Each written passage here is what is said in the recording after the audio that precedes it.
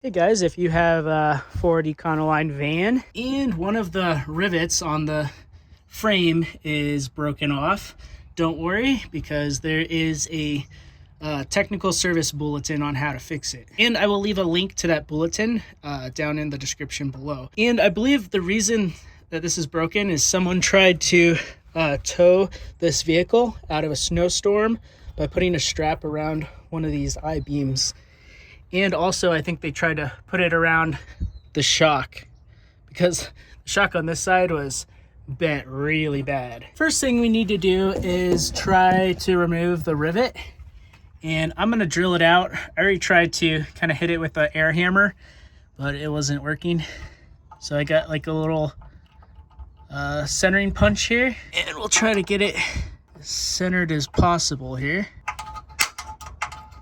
And then we'll start drilling. So if you want things to go a little faster, just use a jack on your drill as a drill press. You can use your leg to press it up as you go.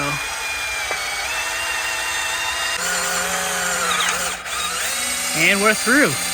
All right, we got a nice little pilot hole. It's fairly centered. So let's go ahead and use a bigger drill bit. All right, so we have that rivet drilled mostly out. Let's see if we can get it with the air hammer. All right, here is the old rivet. Wasn't too hard to get out. As you can see, the two holes are just slightly misaligned. So I'm gonna take a C-clamp and kind of just line it up. All right, that's definitely a little bit better. I got the hardware I need it. The bolt is 1/2 inch, 13 threads per inch by 1 inch, and I think that'll be perfect. The bulletin says it wants at least 2 threads poking out, so I think this will be good enough. And these are grade 8. Make sure you get the good grade 8 version, or grade 5, I think is acceptable as well. You just gotta check the bulletin. But check this out. The 1/2 inch is like perfect sized. Like there's very little movement, so that'll work great. But I'm gonna throw a little bit of red Loctite on here and bolt this on. It says not to use any washers. Pop that in the back side, thread the nut on. Then we'll snug it up.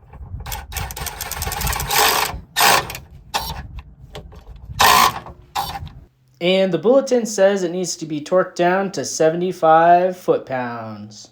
And it is slipping a little bit, so I got a wrench behind it to hold it.